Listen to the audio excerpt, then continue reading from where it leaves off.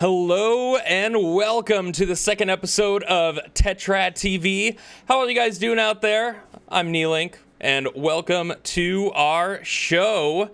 We've got all four of us here right now. We've got the lovely Hand Grenade over here to my left. Grenade, what's going on, man? Hey, how's it going, guys? I'm Hand Grenade. I have been playing Destiny, trying to catch up. Other than that, week's been kind of normal. Week's been normal. Pen finder underneath me. Pen fighter underneath me. Yeah, that would be last pen fighter, not pen finder, but it's okay. You guys can find me on Twitch pretty much all week, dude. Tuesday through Saturday. Just want to give a shout out to my posse. You guys are crushing it. I've been hearing from other channels, namely Last Card Axe and 3 others, that you guys have been coming in and making them feel real special too. So shout out to the pen fighter posse. You guys rock. Also with us today is Raccoon Eyes. Hello, everyone. Hope everyone's excited to be here as I am tonight. I'm super excited to be here and enjoying this lovely evening with you guys. This week, have more sci-fi coming on Thursday. We're going to be doing like a 6 to 10 hour stream of Mass Effect. So super stoked for that. And what about you, Link? What do you have going on, Link? You know, I've been working on these awesome motion graphics that you guys just saw for our intro. That's mostly what I've been doing all week long, and that's what I plan on doing all probably next week as well. I'm going to try to stream as much as I can on Twitch to have you guys see how to make motion graphics, and if anybody's interested in doing that, please feel free to stop by my channel. So, yeah, that's my week. I guess we'll jump right into this. Yeah, let's talk a little bit about the new stuff going on out in the pop culture industry. Video games. There's a whole long list of games coming out. A lot of them are 2D side scrollers. A few of them that I wanted to mention though is Wise. How do you say that? It's that anime series Wise. YS. Anyway. I think it's YS. Okay. Yeah. YS. That's coming out with a new one, Memories of Celsida. Celsida. Sure. Why not, Pen? That one's coming out on PS4. Elder Scrolls Online Greymore. It's already been released on PC, and it is now going to be on PS4 and Xbox One. And that is on tomorrow, the 9th. I've been playing a little bit of that one in my spare time in between making motion graphics. A few more, the Dark-Eyed Book of Heroes coming out on PC, Warborn on every single console, PC, everything else. And finally, the one that I'm excited about is Satisfactory. Yes, Satisfactory. Let me steal it from you, Clink, because I'm super stoked about this one too.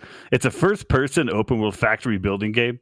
And the whole idea behind it, like if you're into like the space engineers, if you're into any kind of like strategy, building, collecting, making things happen, like Minecraft, No Man's Sky, where you could collect things, build things. In this case, you could do all this automation and a lot of those processes you could kind of condense down into its own process that does it for you, so that you can go off and then work on something else that you wanted to do, and you still have what you wanted to grind for working in the background over there somewhere. So for those that are into like the real nerdy stuff and the construction, check this one out. What I've kind of seen is it's more of like a third-person Factorio style almost, where like you build these things and structures and then you make it intertwine with the rest of your infrastructure and then go build something else. It looks great. It's coming out on Steam. It's been on Epic Game Store only, but Steam release, I prefer the Steam stuff. I know we're going to get into that a little bit later on in the show. Yeah. We might. Also, Destiny's new season launches tomorrow morning.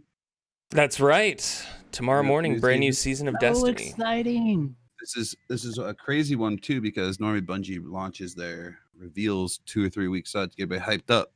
But with the leaks and everything coming out, it's supposed to be the season of the reveal or the arrival. I'm sorry, not the reveal. Season of the arrival. The reveal. With that being said, this is the first time they're doing it. They did the live event, which we'll get to later, but they're doing the reveal itself 1 hour before the season launches too, which tells me we're going to see the new set of enemies this season. Super Very exciting. nice. I'm stoked. I'm excited for whatever they have to throw at us. Don't forget about the anime.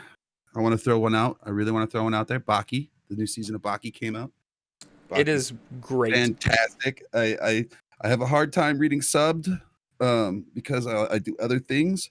But I sat down, dozed off during the first episode, and then I got up, tried watching it again, and I was hooked. And I pretty much watched the whole damn thing all the way through.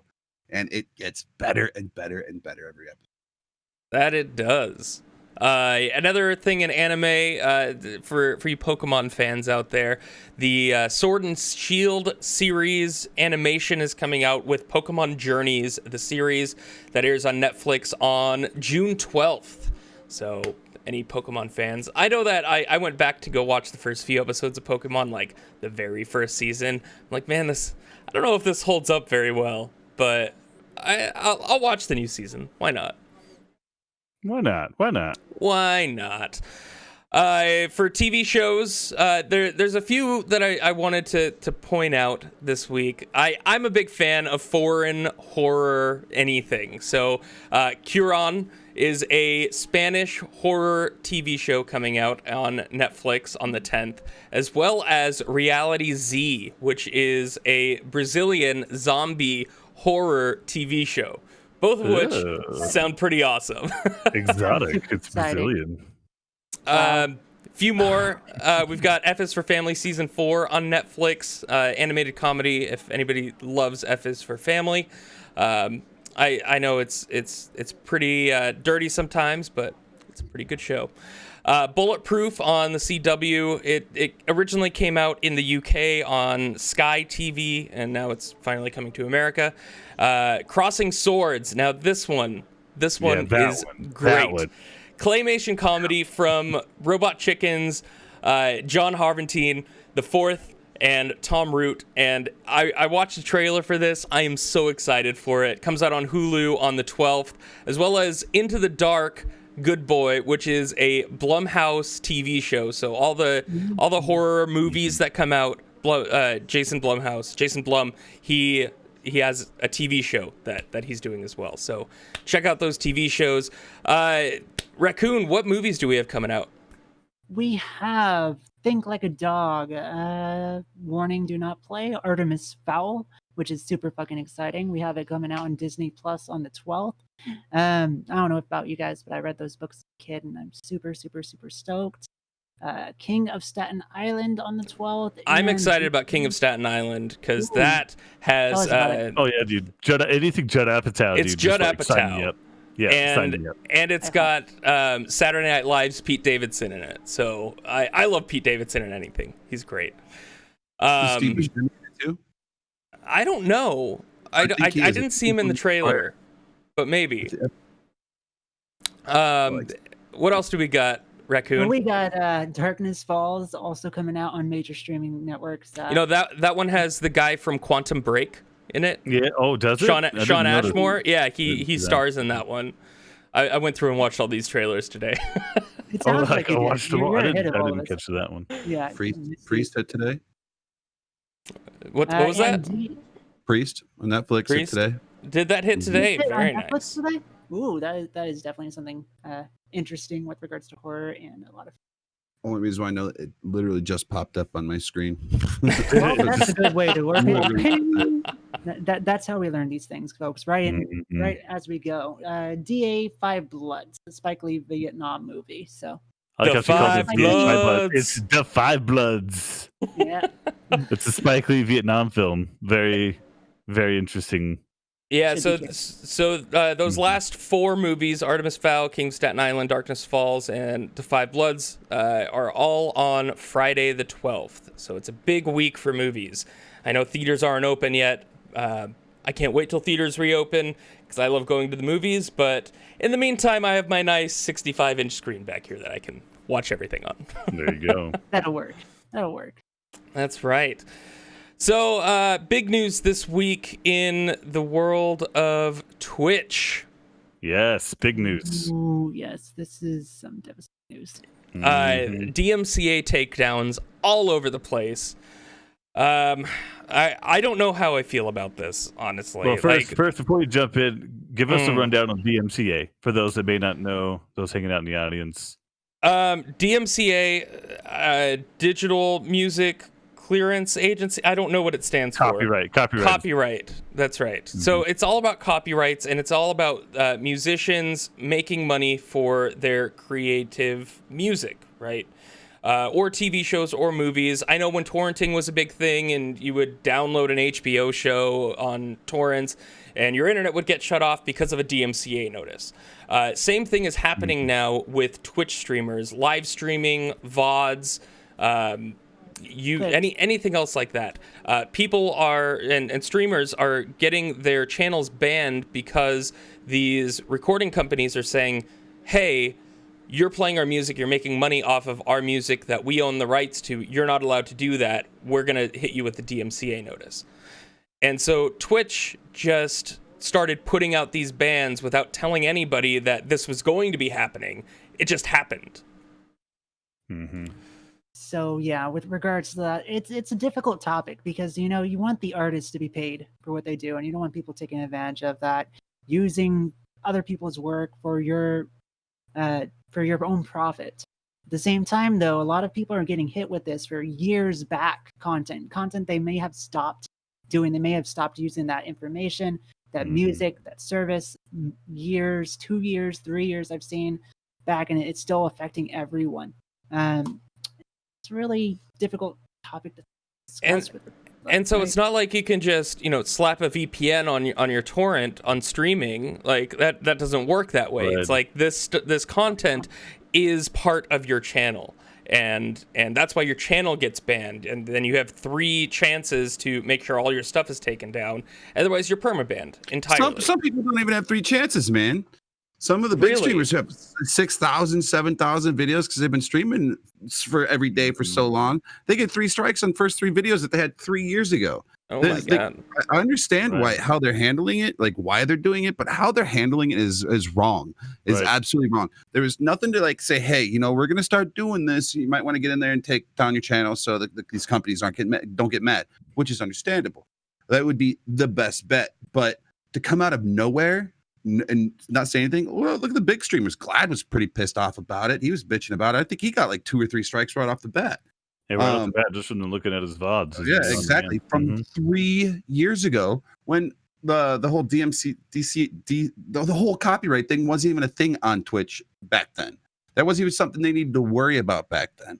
So why all of a sudden are they going back 3 years? What's the point of going back 3 years right now? Why couldn't they just say, hey, the last year and a half, you know, or from here on out, this is what's going to go on. If you get hit with a DCM or DM, I can't say the damn thing. DMCA.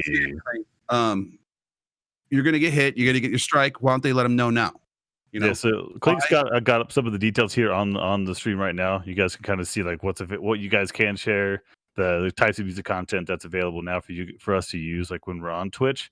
But there is another aspect to this too that we should kind of put a little bit of the spotlight on, and that's this doesn't seem like a total random event. If you take a look at what Twitch has been doing lately with getting into the music business themselves, like what they partnered up with SoundCloud, what they're doing with Spotify, they've actually brought people over from Spotify to Twitch.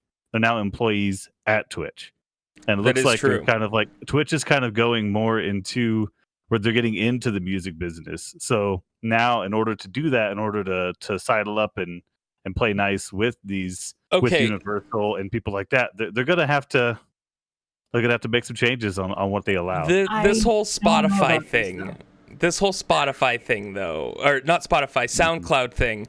I was reading today that if you have a SoundCloud for Artists profile and you're paying for it, you can then submit a form to SoundCloud saying, I made a Twitch account, here's my Twitch account details, and they fast track you for affiliate status. Meaning you don't have to have the viewers, you don't have to have any of the work put in on Twitch, you're just affiliate. Oh yeah, that's shit. Wait, what? What? What? Yep, that's a real thing. That is a real thing on SoundCloud. Wait, so if you have a SoundCloud account and you say something, they just give you affiliate? If you pay for a SoundCloud Pro account, the $15 a month or whatever it is, you make a Twitch account linked to that SoundCloud account. You can send them an email and say, here's my Twitch account, affiliate me, and they'll affiliate you. You know what's going to happen with that? People are going to buy it for 1 month and send it in and get their affiliate Right? status and cancel Yep, the SoundCloud exactly. account. And then Yeah, they go that's back to gonna streaming negatively Legends of affect all of Zelda. us. Yeah, that's gonna really fuck people too. Because if they start making it where it's like that, what's to say Twitch affiliate status won't become also monthly requirements, right? If you have to maintain a monthly requirement to meet their profit they're making off of the SoundCloud, I don't that's think dangerous. anything like that will happen for the simple fact that Twitch makes their money hand over fist on the affiliates program. If, like, say Mixer or like YouTube, if they had like an affiliate program, they'd blow Twitch out of the water because a lot of their TOS and like the favoring of other streamers if they're higher paid, and then screwing people over who are lower. A lot of people would have jumped ship already if it wasn't for the affiliate program. That is true. So with that being said, if they did start doing that, people would start jumping ship to other things. So because they make money hand over fist on it. So I agree with I that. concur. I concur. At the same time, though, companies are absolutely greedy. And if they try it out, there's a very good chance that it works. Like, imagine how many people are going to want to get affiliate right away. Think about how many people are going to pay to get their way into affiliate status. That's going to jump like crazy. It's not going to mean shit to be affiliate. What is there like 180,000 affiliated people right now? Something like that? There's a lot. More than that. So I guess to say all in with this DMCA thing, watch yourself on Twitch. Like our countdown earlier today, we were playing copyright free music in order to not get taken down. Just go through your VODs, make sure that anything that says muted, you delete it, download it for posterity's sake if you want it, if that's a really deep memory for yourself, that VOD on there. Download it before you delete it, but I think for your sake and safety of your account, those things should be deleted right now. Something you might also want to remember is clips that contain those music. That's a big one too, because they're not muted. That's the one to go through. And this one also, like, sometimes I go through my clips. I'm like, wait a second, 10 days ago, somebody made a clip. I didn't even catch on to it. So go through your clips and just to double check, because that's a strike. That's a strike, just like a VOD would be. Anytime they find a copyrighted song, no matter where it is. So go through your clips, your VODs, your highlights, make sure you're good. Absolutely. Are you making out with your mic there, Grenade? Yeah. No, I was reading something, and it actually brings up a good point. What was that website that you have, Penn, that has copyright free music? Link that in the chat. The website? Mama Jen here says every single one of Kev's trailers has been submitted have copyright free music, but Twitch has rejected them all. I feel like that'd help a lot of fucking. I think it was Epidemic Sound, right? Epidemic Sound. You're talking about that site? The Epidemic Sound site? Yeah. Either that or Pretzel. If you don't want to have to pay a monthly subscription, you can get Pretzel. It offers copyright free music. It does have to advertise in your channel chat, but if you actually want to pay for it, it's like a few bucks. It's a great alternative. Isn't there a Twitch Beats or Stream Beats or something like that Harris Heller actually put out for people? That's cool. Yeah, there's a lot of alternatives out there. You want to look into that now, especially if you've been putting out a lot of music related content. So yeah, just be careful out there on Twitch right now with the background music that you have in your channel. I guess that's it right now. I'm trying not to pull from chat too much, but DeFlanky says he sees a lot of lawsuits coming this way with that. I necessarily don't, because honestly, like what you guys were saying earlier, right? We're literally using their money to make the stream better. We're the ones that are in the wrong. You know, we don't really have a leg to stand on. It's technically been against DMCA this whole time to do it, but Twitch wasn't enforcing it except for muting audio on your VODs. That's essentially, it's been a gray area for years. All in all, I'm not mad that they're doing it. I'm upset at the way they're handling it. Like, sure, go ahead, tell us not to do this, but the way they're handling it, I think could be done better. Yes. So let's see. Finally, in other gaming news, we have PS4. PS5, excuse me. PS4 is the current console. PS5 Future of Gaming, June 11th at 1 p.m. Pacific. So make sure you check that out. I am so excited to find out more about the PS5. I know Raccoon and I earlier were talking about it. Yes. Is it my turn, Clink? Is it my turn? Yeah, it's your turn. So I got a gift here for the pen fighter and the posse. A gift? A gift, possibly a game that he could be playing with you guys, and it goes totally along with how your whole motif, your whole feng shui of your channel is, and it's even got Ron Perlman as the narrator. It is called West of Dead, and there's a game called. Did you ever play the game, The Binding of Isaiah? Binding of Isaac. Isaac. Yeah, Isaac. I played Binding of Isaac. Yeah, that's what this game is like. But you want to pull up the trailer for me real quick? Here we go. Let me see this trailer. Everybody, take a look. This was It's a great game. It's all Western. Every time you go into one of these rooms, right? It's always a different pathway every time.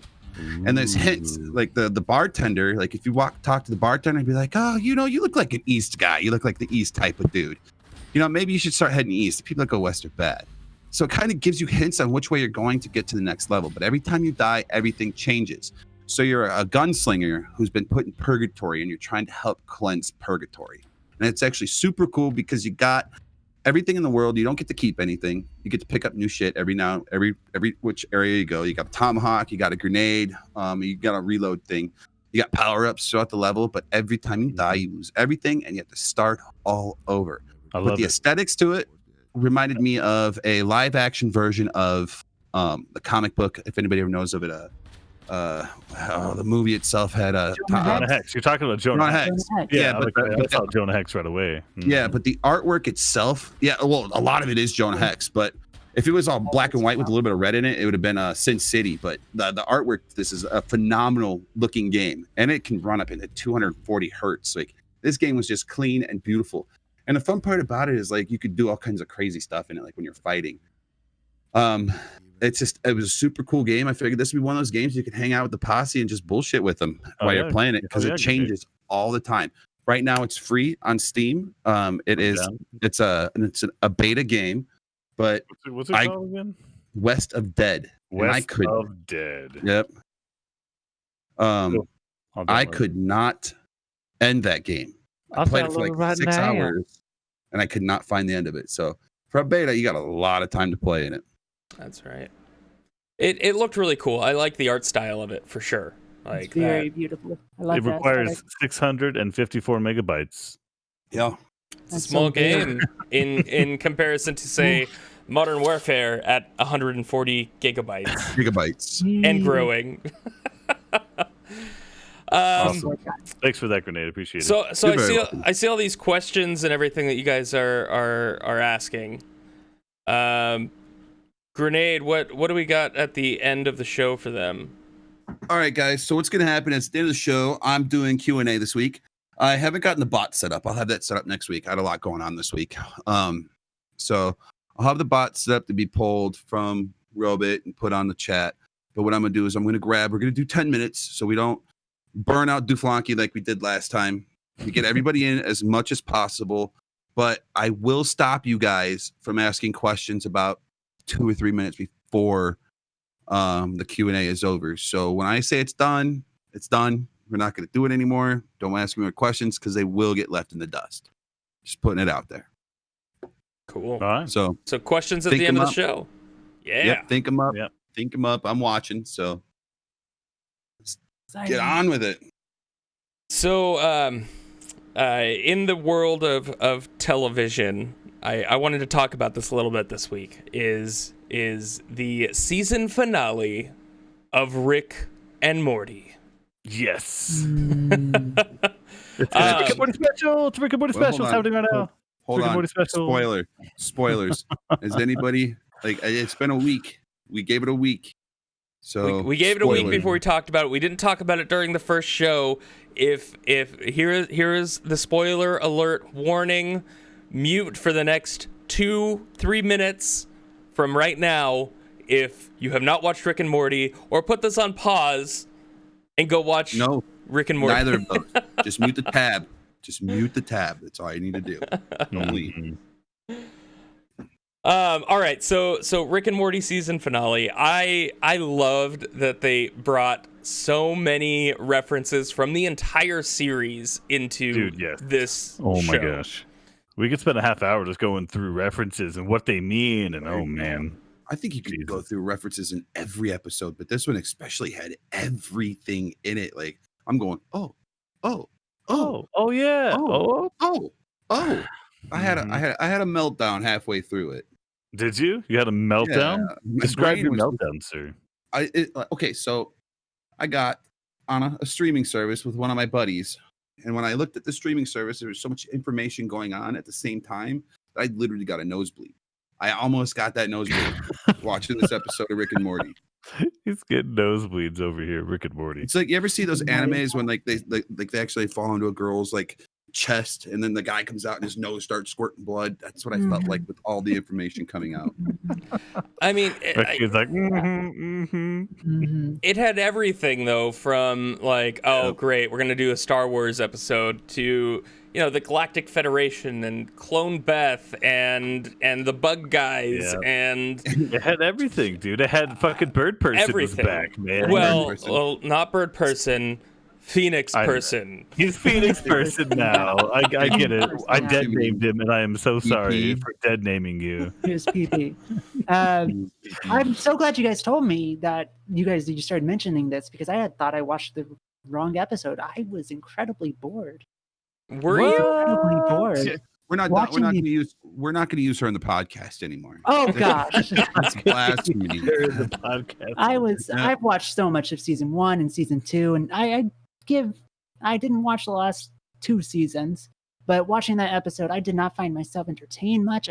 It was very pieced together. I felt like they could have done a lot better. You have to watch the last 2 seasons though. Like so many of those references, they go straight from that though. Like they pull right out of like those. So if you don't know what's going on with Beth, for example, of course the episode didn't make any sense. But a lot of us were like, it made sense. We've been waiting to find out like what's happened with Beth. Who's really Beth? Is there a clone over here? Is this the what? And we still don't know. And we still don't know.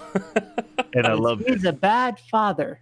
Classic stuff going on here. Classic Rick. That's all I gotta say. we even brought back what could possibly be the real Morty. Right, the real Morty. Yeah. Mm-hmm. Or the fake Morty. We don't know this one yet. And that, you know what? I want to kind of know how long they're going to drag this on. And by the way, Pen Fighter, just noticed it. I like how you have Ghost on your. Yeah, you just saw the little Ghost. I just saw Ghost, man. Good job. He's here to respawn me if you guys kick my ass. I have a respawn waiting. Raccoon's going to need that soon as she keeps talking shit about Rick and Morty. Oh god, I have like 6 of them over to my left here. I'm good. So Raccoon's light will never leave. You can keep thrashing me. It's just like Raccoon's light grew up like pork chop. Yeah. So save your questions for the Q&A, guys. If you have thoughts on the Rick and Morty season finale, please bring that up in the Q&A here at the end of the episode. Most definitely. Get back on the topic with you guys, but holy crap, that was one something. hell of an episode. That is for thoroughly sure. Enjoyed it. Sure. All right. Yep. We had gratuitous Beth, and we never get enough Beth in the show, so. That. It was a Beth episode for sure. Well, we kind of had Beth episode though a little bit before that with the Rick planet, right? That was kind of a Beth episode. But then we're doing a Star Wars. We're doing a Star Wars. That was my favorite line of the entire show. It was the best line of the episode. Yeah, that was a good line. Cool. Yeah, so that was Rick and Morty season finale, guys. I'm excited. Watch it if you haven't. Watch the Rick and Morty season finale if you haven't. And I'm sorry if we spoiled anything. I'm sorry. I didn't mean to. It's okay. What game did we play this week, Pen? We played Minecraft Dungeons.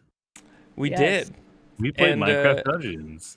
I know that you have a few choice words to say about it. Yeah, so officially, guys, we're jumping into our video game review portion of this episode at this point. Jumping right into Minecraft Dungeons. I played it on Xbox, and then I played it on PC today. A grand total maybe 10 hours. So it's more of like a first look from what I did. But I have mixed feelings. So to describe Minecraft Dungeons for those of you who have not played it, it's kind of like a Minecraft and Diablo had a baby, and we get to go play and with this baby go on grand adventures. It's the basic gist as far as smash things, loot explodes, collect the loot, progress, move along. Now, what they've managed to do with Minecraft Dungeons is add their own unique spin on how you integrate your own class system based on what you find around you, instead of picking like a druid class or a warrior class or a mage class or whatever. You're going through and collecting items like I have a crossbow that's a harp and it makes musical notes, and you fire multiple arrows, but then you can augment that crossbow to do other things. Like if you need it for crowd control, you can have multi shots, or you could make it a high damage, something that'll knock back a boss to help you so you don't have to kite. The point is, what you pick up and what you find, you could then tailor make a class out of that in order to play how you want to play, which is kind of a cool concept. So that part of it I did appreciate. As far as the dungeons were pretty. Getting through them were great. The basic rundown, but overall, it didn't, like other loot games have managed, like Diablo. The first time I played it, I think I played that for 20 straight hours. First time I discovered like a Diablo 2, for example. Minecraft Dungeons, I could take it or leave it. It didn't hook me and pull me in and make me want to go to dungeon after dungeon after dungeon. So that's kind of my take. I really enjoyed the game. I thought it was a really good addition to the Minecraft franchise. With also it being kind of a dungeon crawler type game. I thought it was really unique how they did the class building, where it's like you did have to find a certain type of bow that had this kind of power up that you added to it in order to synergize with the people you play with. And I think that's really what it comes down to with this game, is it's meant to be played with friends, and up to 4 friends, and the more friends you have with it, the better time you're going to have, because your abilities can synergize more with your friend's abilities. I know that, like, I had a stun and my friend had a stun, like an AoE stun, and like we would count down, okay, I'm going to stun, okay, it's getting off of stun now you stun, and it worked really well, and it was really fun to see that synergy between the different builds that we had going. So I think it's a game meant to be played with friends. As a solo take on it, because I did spend a good 8-something hours playing it one night, it's addictive in the moment. I can see myself sitting and just enjoying it and playing it for hours and hours and just losing myself in it, not focusing on things too much. It's a really relaxed game. But things it suffers from: kiting. Everything is kiting. There's nothing but kiting. I don't care if you're using a bow, a harp, sword. It doesn't matter. You're going to end up kiting the big bosses. That's just how it's going to end every time. Other points of interest is like the combat. It's repetitive. It just keeps repeating the same process. It is a Diablo Junior or a Raccoon. Explain kiting. So kiting is running around a boss or multiple enemies and shooting them with arrows, bows and arrows. Yeah.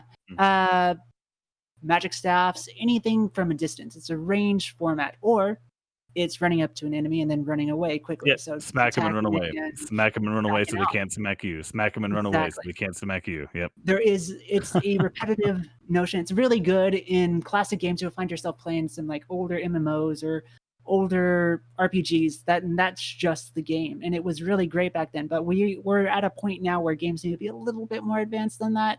And this game suffers from that immensely. All right. My opinion on it is, to me, it's one of those, if you want to it's one of those games where you shut off your webcam, you get comfortable in your chair, you sit down, tell your chat to come in, and you have your webcam, you set the mood, you have all the lighting, and you have your chat right here in your game playing. You just play and get to know your chat. Like, ask them how the family is, ask them how everything's doing. That's one of those games you can actually take your mind off of the game itself and talk to your chat, like get in depth with them. Yet have some stuff going on. I don't know if I agree with that at all, because I was playing on the hardest difficulty that I could. Dude, I was too. And it got intense. It does get intense, but it's also one of those games you could just sit there and chill out with, man. It's like, to me, I'm so used to playing like the super aggressive games, like something like that just was not aggressive to me. I felt it's pretty easy. Yeah. Easy. Yeah, it felt slow to me, and which was awesome. It was a nice break. Yeah, I used my mouse. I didn't even use the spacebar for dodging. I didn't use my artifacts. I just basically just clicked. Speaking of dodging, you guys must have been playing on the wrong setting or something. I was on maximum difficulty I could possibly be on. I just had to kite, and then I was good against the tough guys. Let me ask you guys your opinion. At what setting would what mood and how and why would you guys find you guys playing this game? If I'm drinking. hanging with my friends. Yeah, drinking, Yeah. playing with for a bunch of people, and just chill time, not wanting to think about the game, and just wanting to chat. Clink smiling. He's like, "I loved it, guys. I thought it so was. into I it." was playing with some of my friends that I grew up with, and we would have to like figure out how to synergize every single one of our abilities. Like it became really technical at a certain point. Sure, at first it was like super easy. It's like, all right, smash a few enemies, like whatever, move on. But like on the last mission, like I have still not been able to beat that final boss. I mean, That's how fair. difficult it is. I got 10 hours into it, and I'm just kind of wondering like how it goes. Like I was talking with Rakud about this earlier in the week. Like right away, the game was boring to me right away, but I could see how it already after 10 hours, it got a little more interesting. I'm able to kind of like mess with my class a little bit and do some things to make it more fun for myself. Some basically quality of life improvements to the game based on what I've been able to loot. So that's been kind of cool. But is it going to stick the landing? Like we looked at like a Diablo 3, for example. That was the opposite paradigm. Right away, it was fun. It was a lot of fun. Like whatever class, most of the classes were throwing a jar of spiders at level 1 in Diablo 3 was fun. There was some fun stuff going on in Diablo 3. But when you got to the end of the game, why play? What brought you back to it until they fixed it? Is Minecraft Dungeons the opposite? All right, I think we're back. Awesome. All right, welcome back, everybody.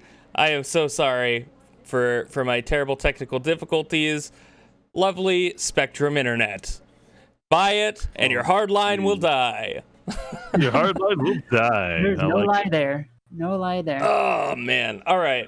So, what is what were you asking, Penn, before we got so rudely interrupted by my internet connectivity issues? Yeah. So what I had just asked the raccoon was, is this game going to be the reverse of a Diablo 3? Are they going to manage to stick the landing even though the beginning was relatively boring?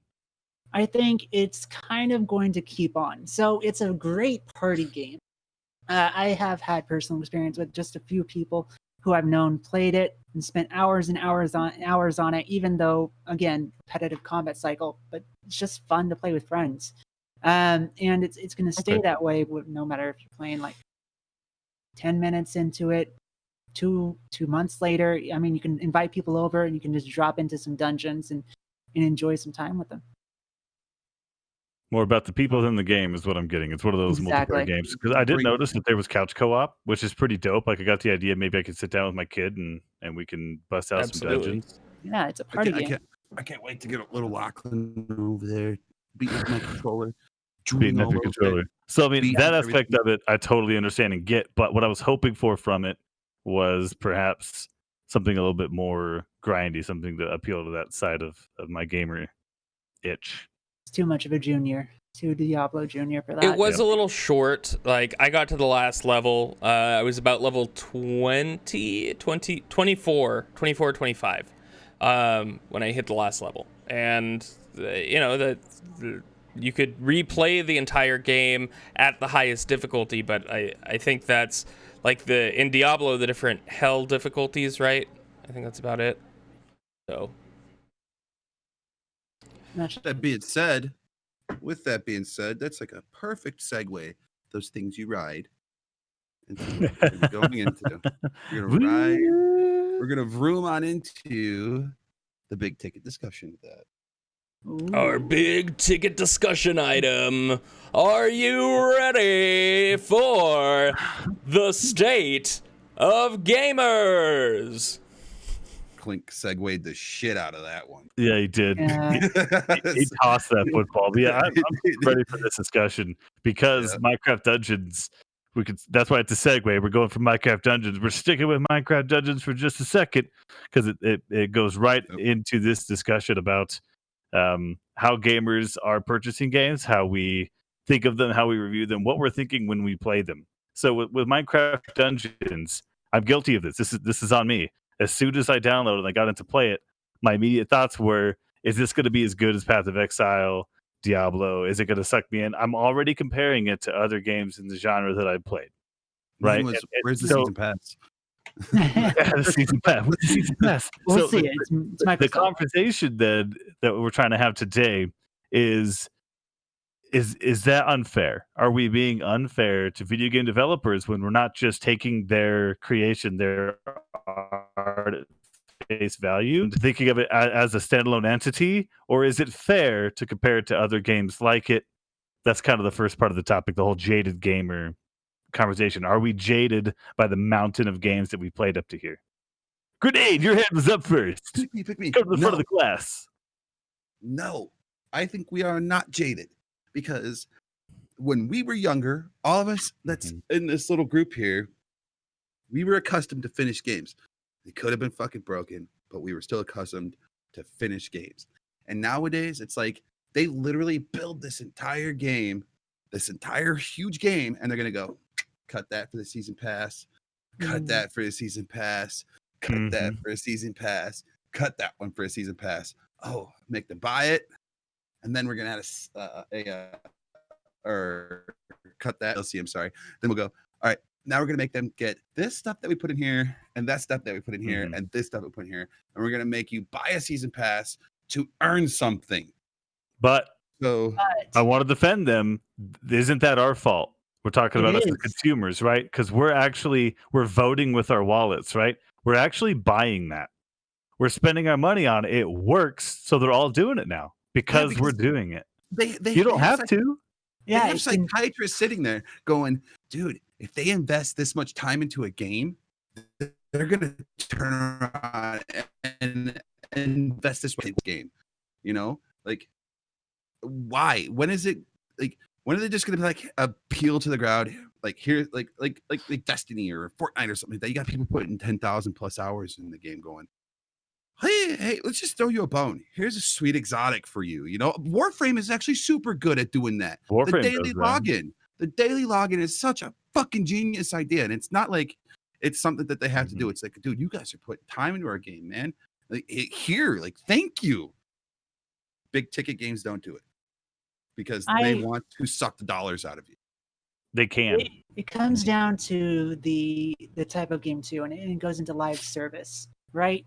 A lot of those games that are doing the DLCs same day or already telling you about DLCs 5 months from now, know you're still going to be playing the game because it's live service, and they know they need to run those servers, right?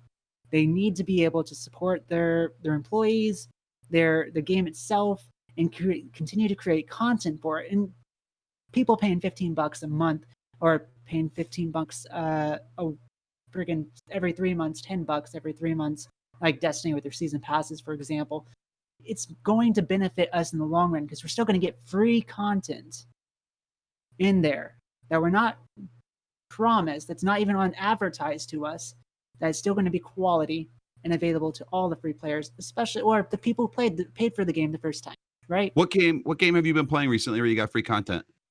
Free content? Yeah. Warframe. Besides Warframe. Yes. We're going to exclude Warframe. Okay, let's go back here a year. Destiny, and it's... What free content did you get from Destiny for free?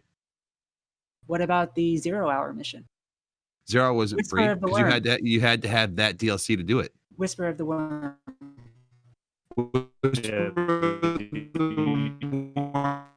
Did we crash again? My phone is shitty. No, we're just lagging a whole bunch right here, unfortunately. But we're gonna keep on keeping on as best. I mean, you couldn't do those missions unless you had that DLC for it. Mm-hmm. So and those DLCs didn't add much to that part of the game. Whisper of the Worm, I don't think had a raid in that for that content or that DLC. That was just a hidden gem. Extra. Yeah, it was an extra that wasn't promised to us in those DLCs, but right? It's still not that much. It's just like here's a mission nothing. that you can figure out in 2 days. Because the entire community playing a game and blowing it up is nothing, right? So again, this comes down to gamers and their desires, right? They're drawing in tons and tons of people. Yeah, see, Whisper of the Worm only had a strike. Yeah, it was a fucking my goodness. It doesn't draw in specifics. Destiny, the one thing that they managed to do with what they've done with their releases is draw in this group. Like, okay, this group wants to do a super sweaty mission to get a weapon and get some of those players back. Anyways, what we're saying, I mean, I think the only people that are on the same side on this one is actually Penn and I, which is crazy. Because I agree on a lot of things. But we talked about Destiny a little bit too much. The idea isn't really how No, is it's about even managing games. it, but Gamers. us Right. as gamers with how we're consuming content, because what I see with most of my time is oh man, this sucks. They're making me pay for this. They're such assholes. Why do I have to? I already bought the game. Why do I got to do this? But they're still buying it. Yeah, but I that's the mean, thing too. and I With don't. Warframe, I just don't. you don't have to buy it. They're Yeah, literally hooking Warframe you up. great that way. I mean, Grant, Yeah. and you could get everything for free in that game. You do literally not have to put a penny into Warframe. More companies need to fucking delve into something like that for the simple fact that, like stuff like Destiny, what I was saying before we crashed, that live event that we had more players logging into Destiny than all of Forsaken and Shadowkeep combined. Yeah. Which tells you that community is starved for anything that resembles new in that game. They're screwed because I'm sorry, I agree with you. I agree with Deflonky. I agree with everybody. If you're paying $60 or $70 a pop for a damn game, at least have some kind of semblance of being finished, even if it is a live service game. Mm-hmm. You know, and don't Like what, here's a Raccoon? character. Okay. She's It swearing. was. It was. It was finished. But then on the other side of the coin, I look at what Microsoft is doing with Halo Master Chief Collection. You pay $40 and you own every single one of the previous Halo games that have come out.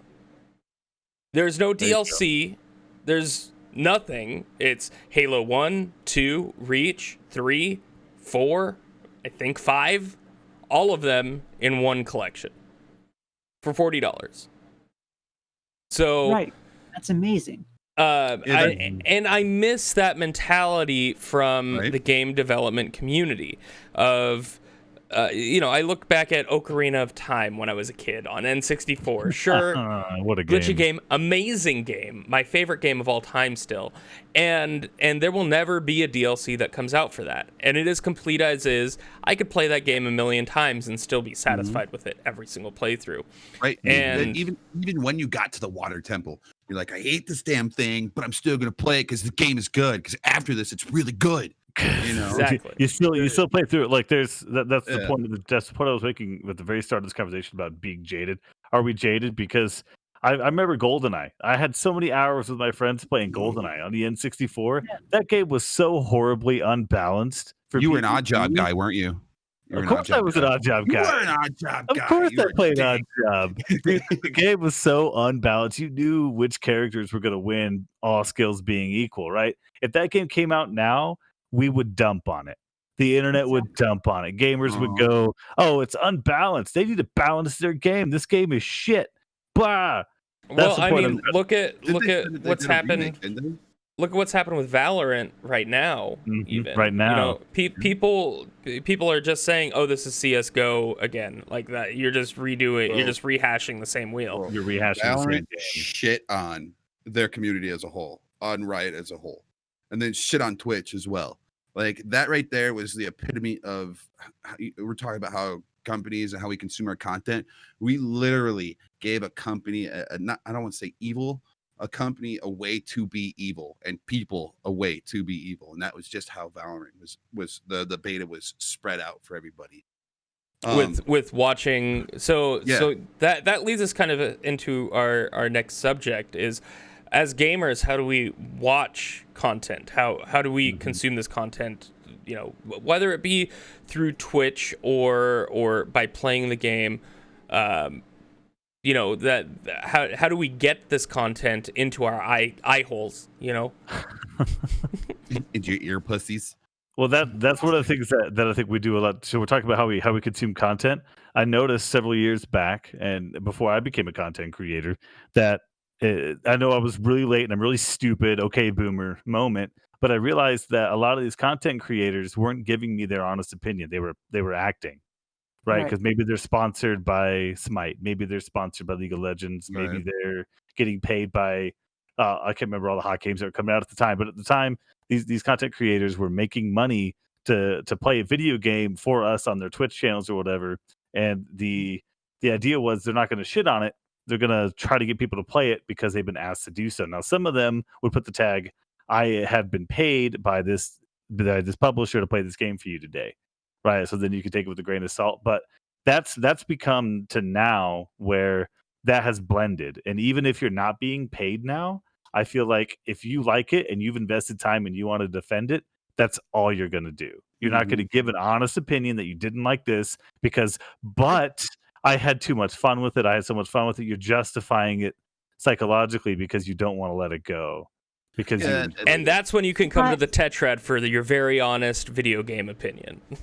But in that same note, on that same note, people have this exact reverse problem too. If everyone hates it and it's constantly hated upon, and it doesn't just apply for Destiny, it applies for just about every game. I disagree. Everybody hates Anthem. Okay, yeah, Anthem Wait, sucks. no, I can't even Hold on. That developer. Everyone hates Anthem. I liked it. Anthem. Let Raccoon finish. Let Raccoon finish. Okay. It's a consistent issue. So there's the positivity that's driven by a community where the game can't suck no matter how bad it is. Overwatch. Or a game sucks so bad no matter how good they do. I'm not going to say the game. And that's both polarizing. Polarizing draws views. It draws interest, and especially if it's agreeing with the current concepts. Everyone needs to create their own concept of the game, right? So that's one of the things we're doing here with Tetrad. We're presenting our own opinions baseless off of whatever we hear from anyone else. And I think that's a good sentence point. for that, Kuhn. You're not a real gamer unless, right? Like you're not a real gamer unless you like Destiny 2. That's what some people say. You're not a real gamer. You hate it. Unless you hate it, right? You're not a real gamer unless like we're trying to define all of gamers based on these little things. I can tell you right now, if my wife playing her match 3 on her phone, she's a gamer. She's playing a game, right? She's a different kind of a gamer from a hand grenade 37, playing Warzone, kicking ass on Doom, but she's still a gamer. I was actually reading today that 37% of all people that play games play on mobile phone. Yeah, it's because market right now. Great market. It's a great market. Doesn't mean it's great games. No. But also with that being said as well, I mean, you could call them like we got casual and hardcores. Like you could take a look at Penn or Clink. I wouldn't consider a Clink a hardcore gamer. I'd consider him a casual gamer across a bunch of different platforms. I'm offended. He's pretty hardcore. Sir, he raids his Final Fantasy 14. I'm offended. As a gamer in total, he's hardcore. He's got hours. He's probably got like 500 hours in games across the board where like you have thousands of hours. I have thousands of hours in one game.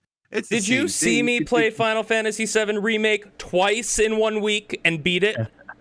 Yeah, you also fucking flew through that. But that still brings the whole term. He's a full-time gamer, yeah. Yeah, it's casual versus hardcore. I mean, some people will willing to like you're talking about the polarizing, right? I mean, that is very much a thing. But if you're continually putting out garbage into a game and you want people to continuously keep coming back and playing it, you got to put some incentive in it for somebody. And if there's no incentive and it's just a money draw, no one's going to want to come back and play it. And yes, they are though. That's the thing. Hold on. I'm not done. Yeah, go ahead and finish. I'm only bringing Destiny up because this is my subject matter area, and I'm bringing it up just. And we're going to talk about Destiny here in a few more minutes too. No, just not. I'm not going to talk about it long. I'm a hardcore Destiny player. Anybody knows me knows that I've played the shit out of it, but it was just recently this season when 2 seasons ago was the same thing to me. But this season is when I saw that it's like, fuck, I don't want to put any more money into it, but I'm going to. Because I want to give it one last chance. Everybody's got that one last chance in their head, that one last chance for every game they're playing. It's one last chance. I put hours into this game. I'm going to give it one more time. I mean, at that same point in time, don't you think that that's kind of like, well, what's that? The dude Stardust Dogs, the Streisand. That's not the Streisand effect. It's you know what I'm saying. It's got people coming back because they think it's going to get better, but in actuality, it doesn't. So you saying the idea of the game rather than what's actually there? Exactly. Thank you. You're paying for the idea of the game instead of what's being there. And can you tell me if that's right or wrong? So you made a point, and you said everybody, and I think that's a good thing that we need to talk about. Not everybody, right? Not everybody. There's people. I'm one of those type of gamers. I'll play a game. I find interest in it. I like it. I'll play it for months. I'll play it for days. And as soon as I stop liking it, I drop it. I just drop it and I move on to the next game.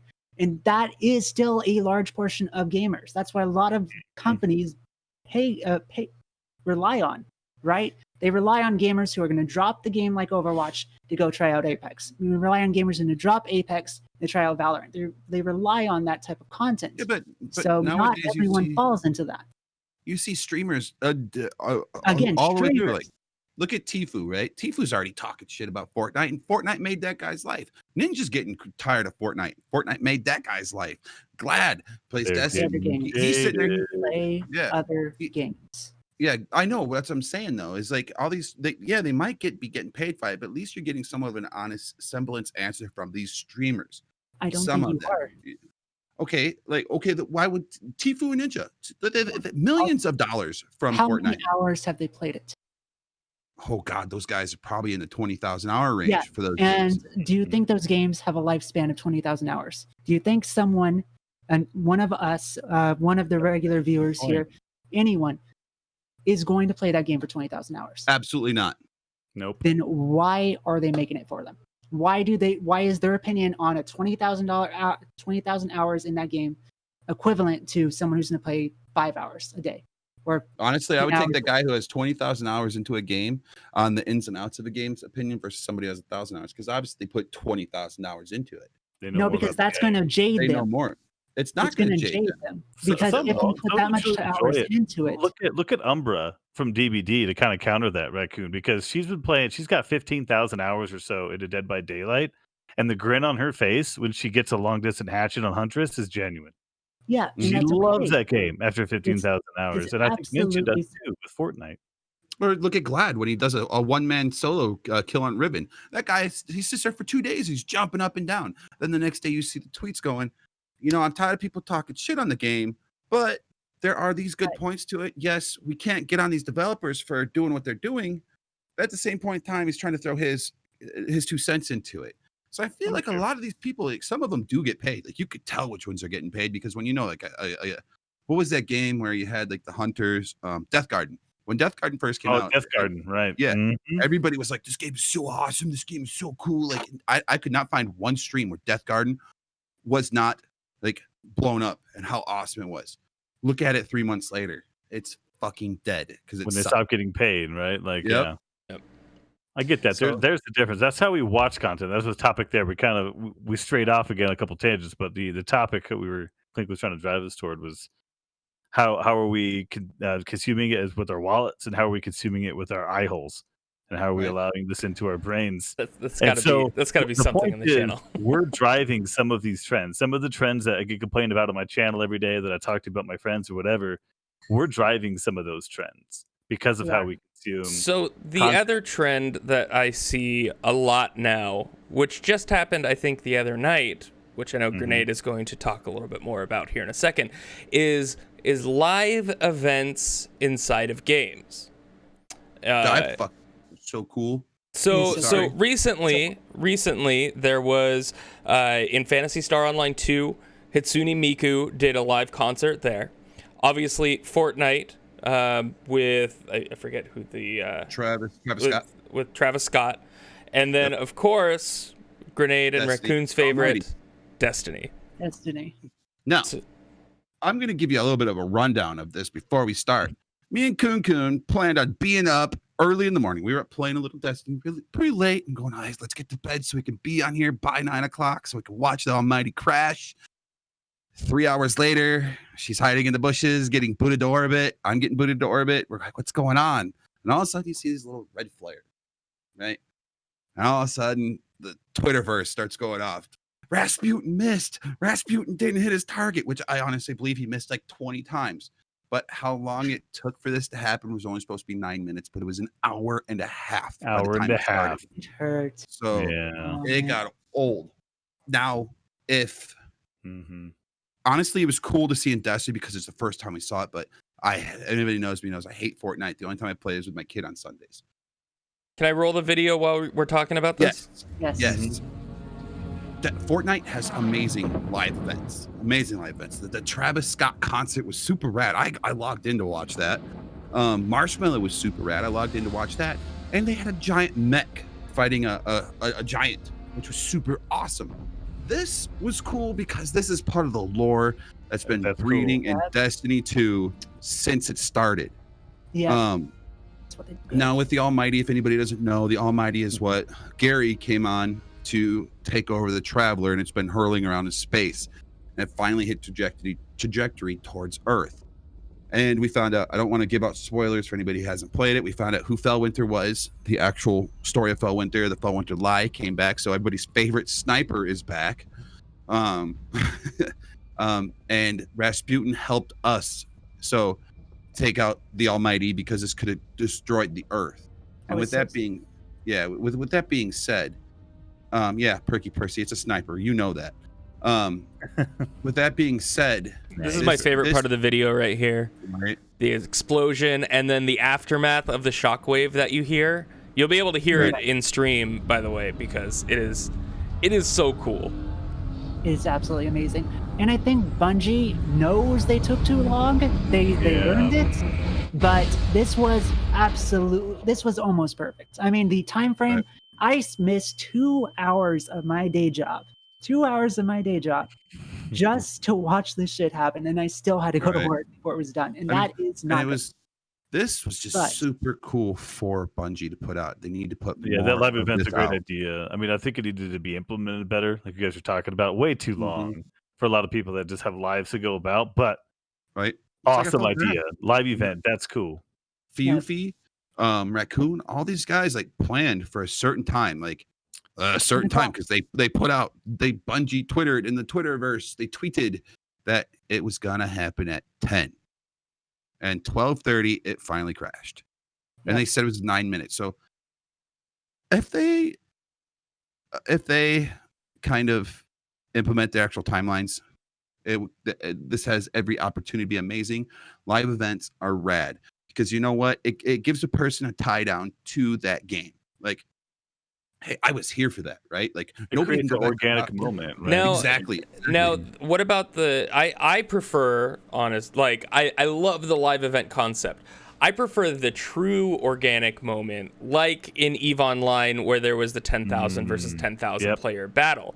And then that becomes an event and lore in the universe.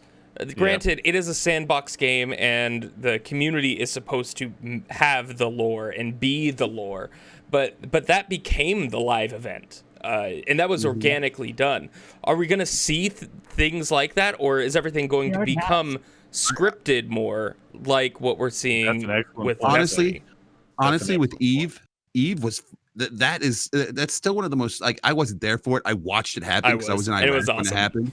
I was there. And it was that right there was like, we're talking about organics. That was friggin' organic, man. This took, from what I understood, this took weeks and weeks of planning between all the different factions, everybody who was a part of it. And it was ongoing it wasn't like one big battle like people think. Yeah. This was ongoing for a period. There was smaller battles. Like 4 months of constant battle. Months. And like, I was part of this, and dude, it was still the biggest story, like the biggest gameplay event ever. I don't think there's anything bigger besides the whole virus getting released in WoW. I mean, but that's not even a gameplay event. So that was just an accident. I was there for that. Yeah, the I was there for that. That sentence right exactly. there. That's what you're trying to create in a video game, one way or another. Bungie's live event is a good thing. I like Perky Percy's point to me earlier this week when he was sharing about his adventures during the Bungie live event, and he had fun hanging out with the other Guardians. Yeah, and he actually had so much fun just like hanging out with other Destiny lovers, and that was like the peak entertainment. It's a great social. Dude, that brought my buddy Tricky Smitty back. But it was just I was there for that. I was there for that, and then so that's what gamers want. We need to be careful with that. We need to be careful with that because I was there for that creates FOMO. It can. I was there for that for events.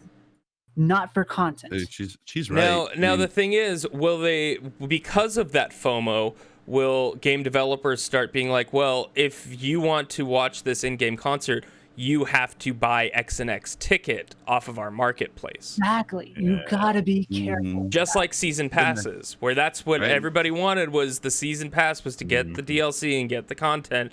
People would pay for it. We still do.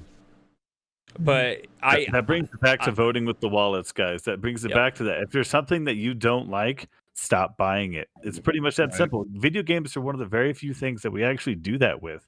Like, if somebody, maybe a favorite author is different, we'll still buy an author's book even if we hate that they did that book and they killed off that character. We'll still buy it because we like the author. Video games are in a similar point. Almost nothing else in the consumer market do we do that with. If we don't like buying this product, we think this product is cheap, we don't like it, we don't purchase it. We search for a new product. Why don't we do that for video games? And why do we spend a podcast complaining about the video game instead of, you know what, it's time for me to play something else until they get it right. I'm not going to give them any more of my time and money.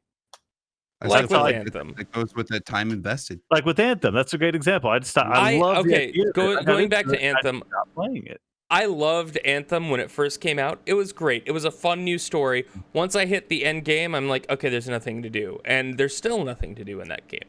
But I enjoyed it when it first came out. Right? Right. When it first came out, especially the idea, the promise of it, and it wasn't terrible. It's just until you get to the part where, why would I keep playing? What am I grinding for? That all starts to fall apart. The gameplay loop falls apart. But until it falls apart, oh man, I was having fun blasting and zooming around. And totally. And the fact that like the exotic version of the weapons in that game had so many different roles. Like you could get something with 200%, 250% damage to a certain type of enemy, or you get the same gun that's worse than the blue gun you started off the game with. You know, like we moved on. A lot of us, I don't know anybody else that's like playing that every day, and that's what we need to kind of. I think we should probably do that. We should probably be a little bit more discerning as consumers instead of just, you know what, I'm just going to go ahead consuming it. Let me ask you a question though. Let me ask you a question. If that game was better off of launch, right? A little bit better. I mean, it wasn't so meticulous. It wasn't so complicated. And you invested more time into it, do you think you would have walked away from it as easily as you did? Not if I was still playing it. If I'm still having fun with the game, I'm going to keep playing it. But I'm not going to. The point is, if it was still bad and they had a season pass out right now, I wouldn't be buying that season pass. Mm-hmm. Exactly. Because the game isn't good. But then that leaves the whole time invested and hope for the future of it.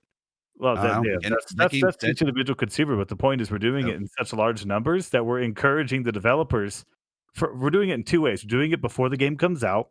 We're giving them now, instead of just like getting like a pre-beta version and giving them half the money, now we're buying $100 versions of the game before it even comes out. I did that with Assassin's Creed Unity, right? I plan on doing that already with Valhalla. And look, it's back here. I have a statue of Arno that's like this fucking tall that I got from that set, right? But when I put the game in, it was so broken, my Xbox could no longer connect to the internet. It broke my Xbox. I had to like get on the horn with support. Oh my god! It totally fucked it up. I couldn't play for 2 days because I couldn't connect to the internet after putting that game in my drive, right? After trying to install it, and that's the point I'm making. So at the beginning, we're giving them the freedom to put out a game that's busted because we're giving them the money. We're paying for the game before it's ready, and then after the fact, we're paying for crap. So in other words, stop pre-purchasing games. But then you get the FOMO where you can't get the items. Well, you gotta think about it. It's completely different for ongoing live service games and brand new games. Like I feel like the idea behind a beta is a great idea.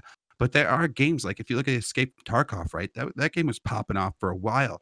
But I feel like Tarkov is going to be one of those games that sticks behind the word beta or alpha or pre-release. So that way, if something does fuck up, they got it. Hey, it's beta. It's beta. We don't have to get onto it right yet.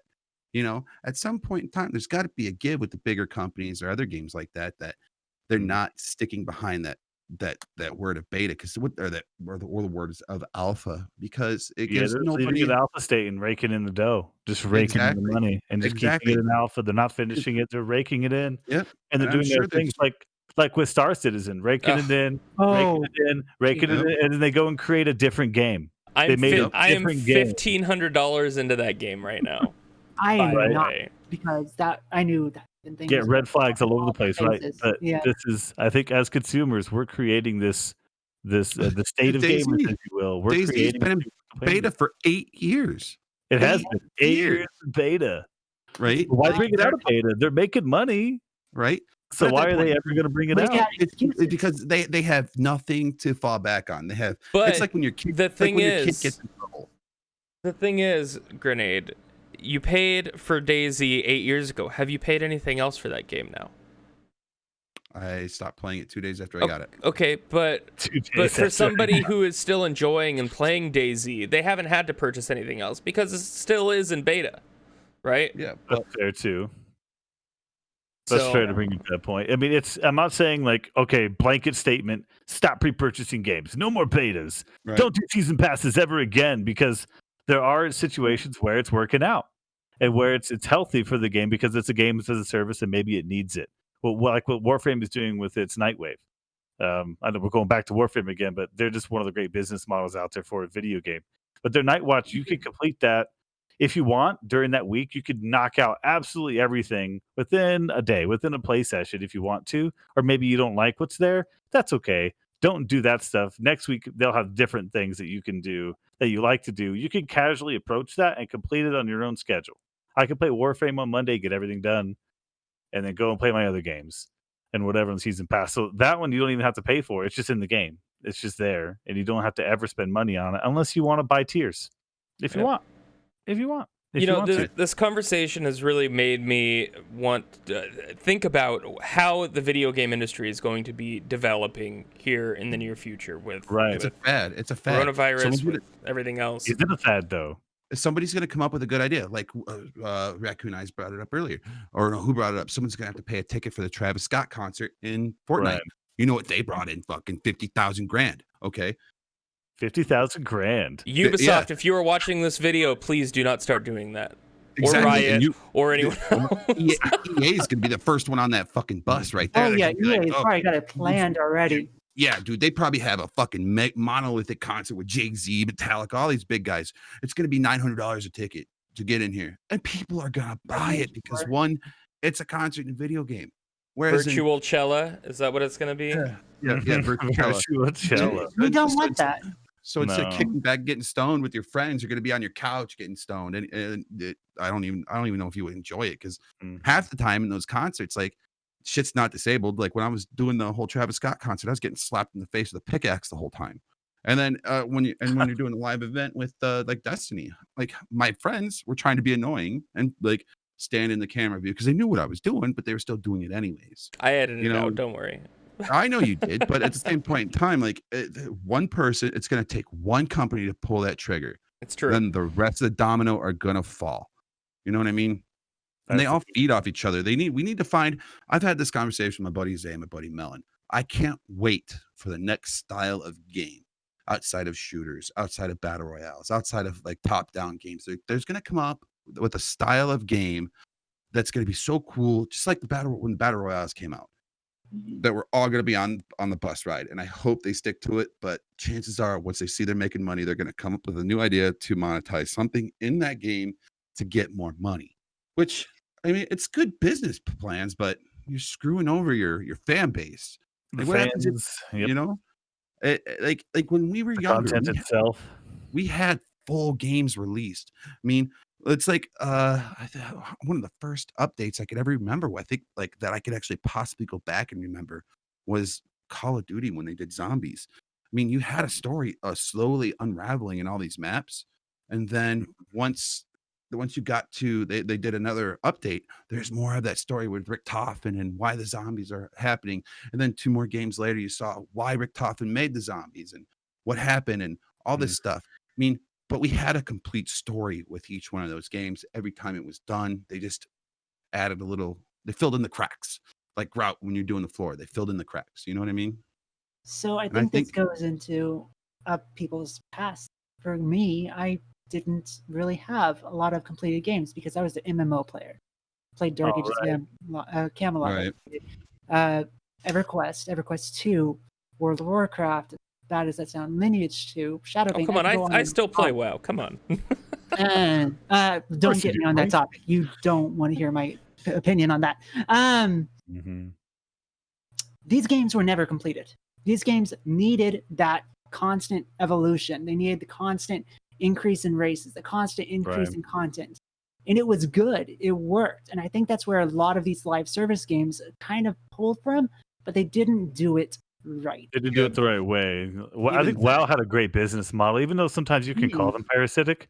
There were certain times where it's hard to look at them and criticize what they did because they always refreshed their fan base. They always found a way to have the most new players over any other MMO, even if their concurrents weren't as high as like some of the others that were really crushing it at that particular moment in time.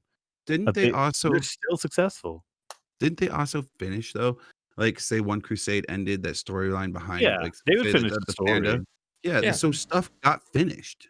Nowadays stuff is not getting finished like at all. Period. Like the story just Well, yeah, cuts I mean, off. look at every game Bethesda's ever put out the last fucking 10 years. Fuck, right? Here, our Well, I don't know. community will finish it for us. I remember that tweet. Oh, we have such a great community. Oh. They're fixing all these bugs.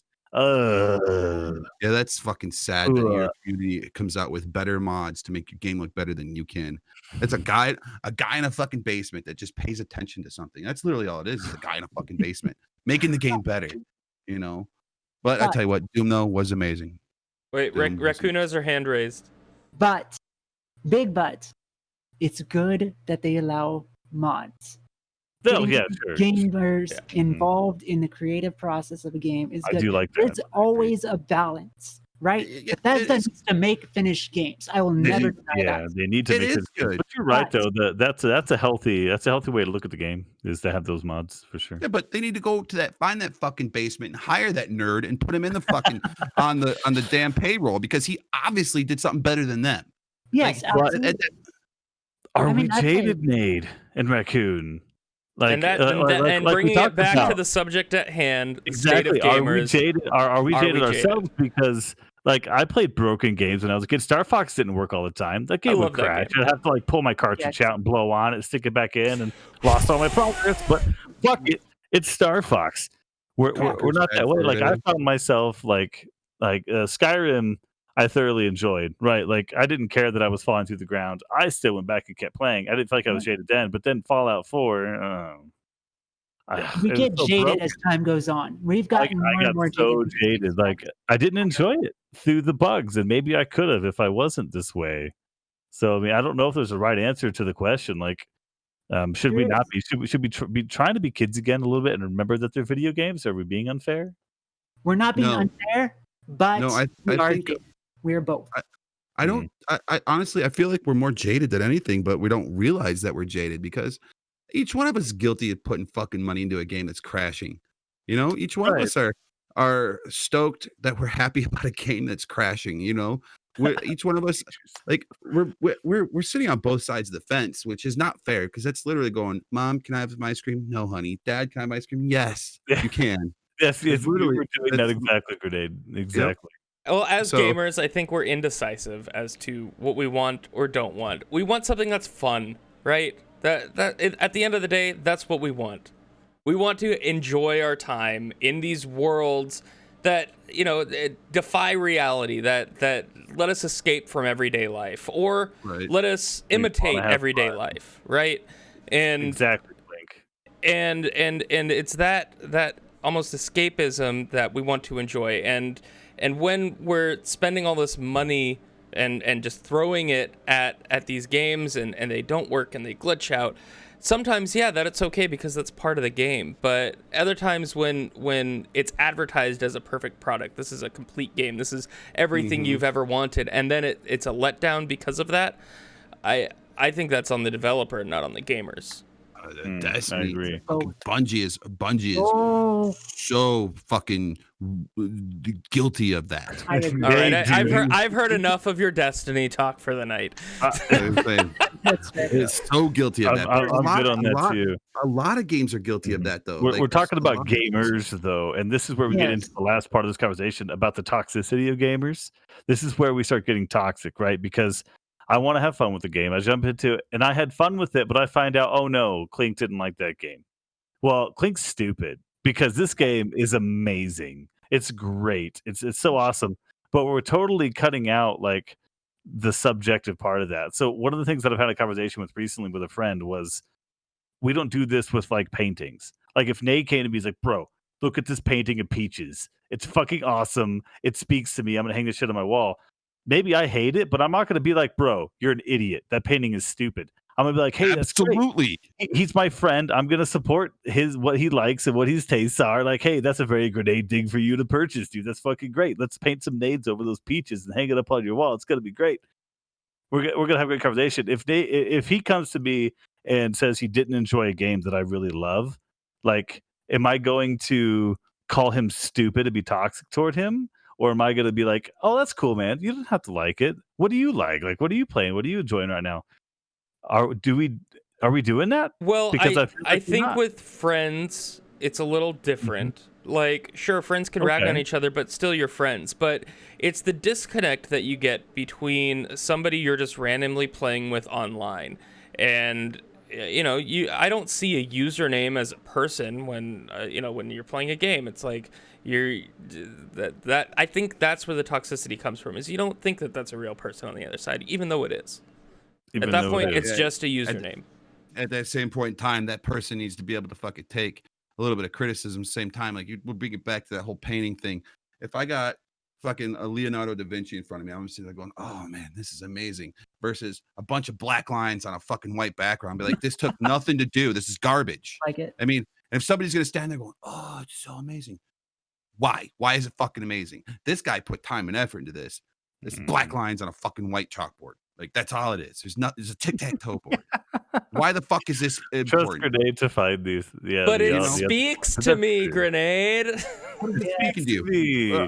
To you. But no, Clink was hitting it on the head though. Like it's because we're not viewing them as another complete individual. Like they're not a real person. Like I'll use my Smite parties as a great example. I know Perky Percy's been in some of those too. But like if I'm with my friends and they make a mistake, oh that's cool, dude. Just like, hey, try this item next time. Maybe you'll do better against that god in solo lane or whatever, But if it's a random, am I going to DC like rage quit because they got bodied in their lane and we're losing the game now? Are we gonna rage? Like that's what I see all the time. That's why I stopped playing Smite, was the toxicity, because I would try to play ranked and I'm sitting there in mid and the game's going okay. All of a sudden Bologna dies for the third time and both of the players over in duo lane quit out because the Bologna got bodied. It's like we have a whole game to play still. And they're quitting out, and that's that's what I'm trying to get to. That's got a bunch of key factors to it, though, man. If people are going into rank, they need to fucking know what they're going into. Like it's like Overwatch. If you're going into fucking Overwatch ranked, you at least need to know that you gotta have voice comms. You gotta want to work with the team. So if you see somebody who's been playing the game, has got 5,000 levels on him or whatever, and you only got 30, but you still understand the game, like he's gonna be running a tank. Maybe I should be running a support for that person.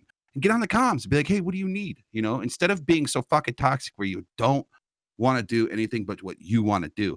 I mean, that's what creates toxicity in games. If you're playing ranked, you need to know what you're doing. But if you're going into casual play, like a regular Crucible or a regular 6v6, play whoever you want. If someone's being fucking so overbearing about winning that, then that person's in the wrong. But when it comes to ranked, you need to be on your game for ranked because people are playing serious. People are doing the right thing, or not the right thing, but they're trying to push and better their career in that game. So at that point in time, I mean, a certain level of toxicity is warranted if someone's just being a dick. Yeah, I mean, of course, like some guys would be like, I'm just playing a Reaper because I'm playing a Reaper, bro. We have 4 DPSs right now. Do you think you could switch over to a tank? No, fuck you. That guy's being toxic. That guy's being toxic, not you. You asking for him to do that is not toxic. Now, go ahead. What a topic toxicity is that we just opened up. Yeah, we all have our own triggers, right? But I think that the core issue, Clink still hit that. The core issue is it's because we don't see them as other people, and that also leads to how you have trolls in game as well. Like there's the trolls. Troll doesn't see that person as a real person. Like they're just trying to egg them on for what it is, So there's a lot to unpack with that. I just wanted to hit on that very briefly. Like, yeah, same. We gotta move on. There are trolls, and there is toxicity in games, and we can combat that by realizing that person on the other side's a real person. Maybe they don't know what they're doing in the game. Maybe they clicked on rank to try it for the first time. We don't know. Yeah, we don't know their story. And so having constructive criticism in a game instead of just raging at people, I think it comes down to gamers themselves. What game do you know of hold on, before you keep going, what game do you know of that allows you just to jump right into any League of type Legends. of rank without playing? Or you could jump right into rank League right of off the bat? Legends. And that's their fault for doing it. After playing, you can play like I think with Smite you can play like I think it's once you've done all the game modes you can play ranked. You just got to play a match in each game mode. Exactly. There's something you have to do to be able to play ranked. Most games Still though, if I've only played 4 games of League of Legends, I have no idea what the hell I'm doing, right? That's League of Legends' fault. They're creating the banter. I would more lean on the. They're not creating the toxicity. All the conversation has to be is, hey man, you actually did okay. You just bought the wrong items. Try these items. That's all we have to tell the person, or we don't have to engage with them at all. We can just move on to the next match. I think as gamers, having the mentality of constructive criticism would be a better idea than just raging at people. I think that would help the community in general if everybody had that thought process. But I agree. That's me. But you know what? You could say that all you want. No one's ever going to be fucking nice. No, of course not. Yeah, they are. I'm nice all the time. Maybe it's up to us to start that movement. It's up to you, right? Grenade, Raccoon, Clink, me. It's up to everybody listening. Like nobody's going to be nice until we stop the cycle. At that same point in time, if I'm going into something that's ranked that I need fucking say one more match to hit a certain number, and I'm completely done with it, and I got this guy who's never played before and jumps in there and screws my 3 days worth of gameplay up. Do you think I'm going to be happy about it? Be like, all right, bro, this is what happened. No, I'm not going to be happy about it. I'm not going to want to fucking help the dude because you know what? They need to understand a little bit of gameplay and mechanics to that game to get It's RNG. Yeah, it's exactly. RNG. You're right. It's not that person's fault. I mean, unless they're trolling you, but then in that case, you just ban them and move on. You know, I love my Salt by Daylight segments. I get all the salt from some of the community, but for the most part, since I've been playing a certain way in that game, I don't get that much anymore. I get, hey, thanks for not being an asshole. I get that a lot now. Like, thanks for playing this way. And hey, we beat you, but you didn't do anything toxic, and we kind of like that. You know, I got invited to, the other day, I got a bunch of party invites. I was playing DBD. I'm like, who's doing this? And later on, when I messaged them after the stream, they said they were trying to get me into a private lobby because they wanted to play more with me. They had fun playing against me in the game. Right. And that's as soon as I was being a little toxic a while ago. I made the decision to not be. I made the decision to stop getting pissed at them for what they were doing. Sometimes you can see it on my face, like they're trolling me hard, and I'm trying to not let it bother me, even though they're trolling me. But just as far as like me making the decision to stop reciprocating by trolling, that helps. And Doof with his before we get any further, I think this is a topic we can all discuss in another one. Toxicity is a huge discussion on its own. It is. And I know we wanted to move into speaking with regards to our upcoming channels, like what we're doing this week. And the Q&A. We got to do our Q&A here. Absolutely. Yep. So be nice out there, everybody. Let's just end it with that. Try to be nice. You can get angry, sure, but it is another real person on the other side of that username. Be nice. That's so much easier. Yeah, there you go, Mama Jen. You're so I know right. it's so much easier to say than to do, but it's our responsibility.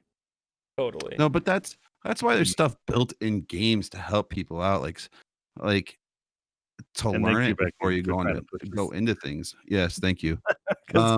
We could do this all night. All right, thanks, Raccoon. Big conversation piece. Grenade, what are you working on this week on your stream? Tomorrow I am starting the new season of Destiny off. I'm gonna go back, like I said, back to my regularly scheduled program. I'll be doing Destiny all day, all the time.